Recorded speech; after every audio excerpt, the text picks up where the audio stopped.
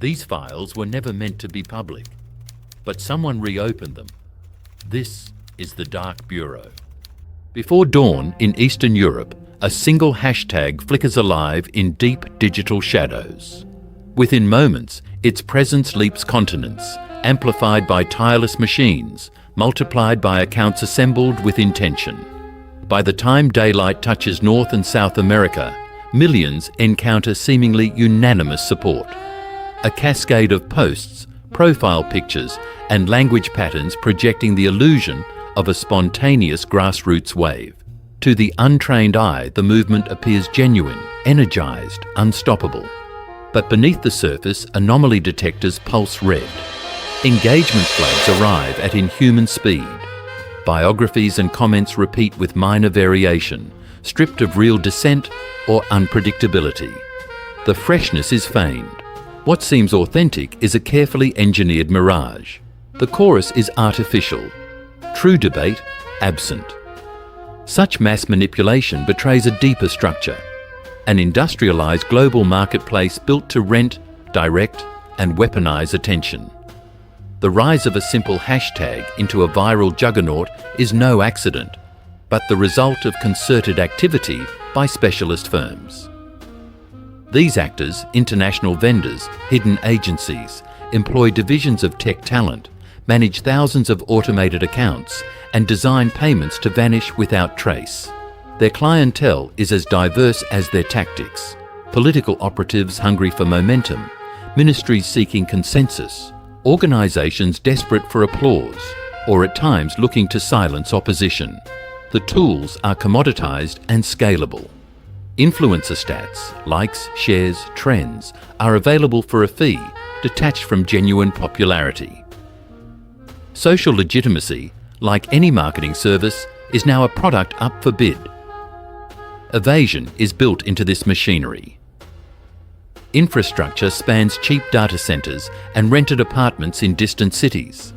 Remote operators, often paid modestly, adjust algorithms and update scripts that generate long-lived synthetic identities. Avatars, local-sounding slang, backstory details. These digital actors exist solely to blend in. A minor campaign investment can unleash networks capable of flooding comment sections, burying journalists, or manufacturing political protests. Financial flows thread through shell companies and crypto mixers, obscuring origins and insulating clients. Contracts couch intent in sanitized phrases. Engagement optimization. Crisis suppression. Firms sell extras, campaigns tailored to local dialect, real-time trend hijacking, plausible deniability. The arms race of innovation rewards those who can outpace both platforms and regulators.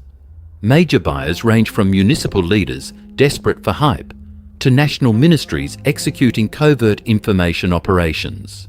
How does the money move? A political campaign in Central America might route funds through a series of intermediaries, washing digital footprints in offshore accounts before the transaction ever reaches operators. Encrypted forums, Telegram, dark web markets list detailed service menus, prices for trending, custom linguistics, account mass production, testimonials. Clients seldom meet vendors. Transactions are mapped via proxies, customer liaisons, or encrypted dashboards. Regulators are consistently outmatched. Each tweak to enforcement is followed by a new evasion tactic. Transparency is fleeting, accountability nearly impossible, as operators continually innovate new cloaks and cutouts. Platform security teams struggle, a technological arms race playing out every hour. Machine learning and forensic algorithms delete suspicious clusters, only for new variants to appear, recoded to slip inspection. Increasingly, botnets lease real human accounts to echo scripted talking points, blending algorithmic content with authentic amplification, a process known as influencer laundering. For investigators, attribution crosses too many borders. Prosecution stumbles on privacy laws and technical ambiguity. Every successful takedown prompts further evolution. Digital discourse, once organic, is regularly flooded by synthetic voices indistinguishable from reality, distorting controversies at global scale. Transnational cyber investigators attempt to map this world with painstaking forensics. Sudden surges in coordinated posts are traced to ephemeral IP addresses, often registered in loosely regulated states.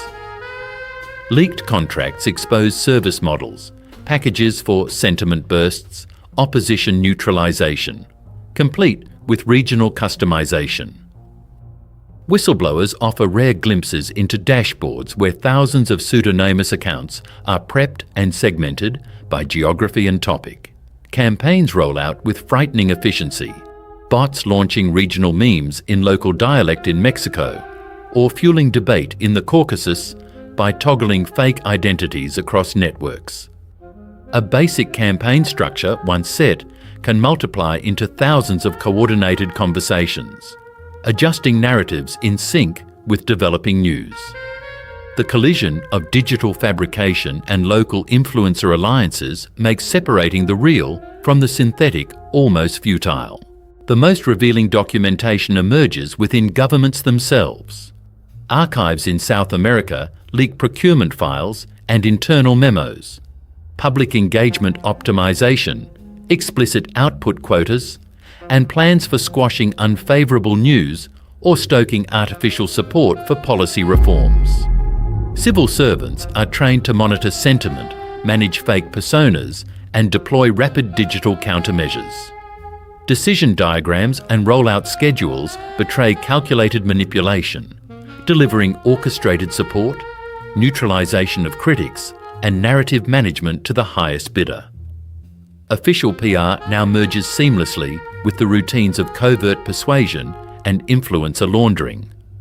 Over time, state information policy and market-bought influence become indistinguishable streams. The consequences are immediate and profound. In elections, public trust turns on digital noise. Was the candidate's viral support real voter passion or scripted bot warfare? Protests mobilised online face manufactured antagonists, their momentum eroded by hostile swarms. Genuine debate drowns in orchestrated outrage. Activists face coordinated intimidation.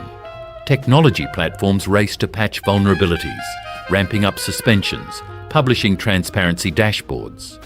But adaptation is relentless. Policymakers debate emergency measures, yet legislative efforts stall.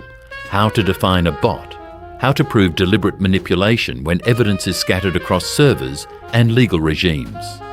Industry lobbies warn against regulation's unintended consequences, insisting on self-policing, while some officials secretly contract the very networks targeted for reform.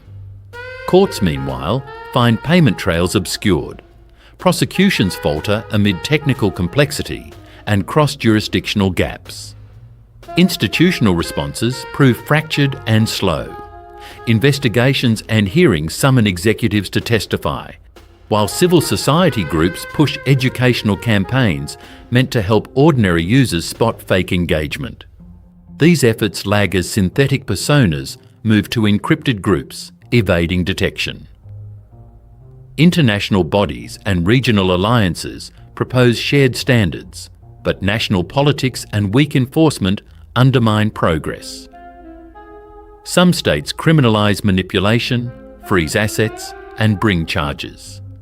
Paradoxically, others embrace the trade for their own agenda. The cycle of escalation endures.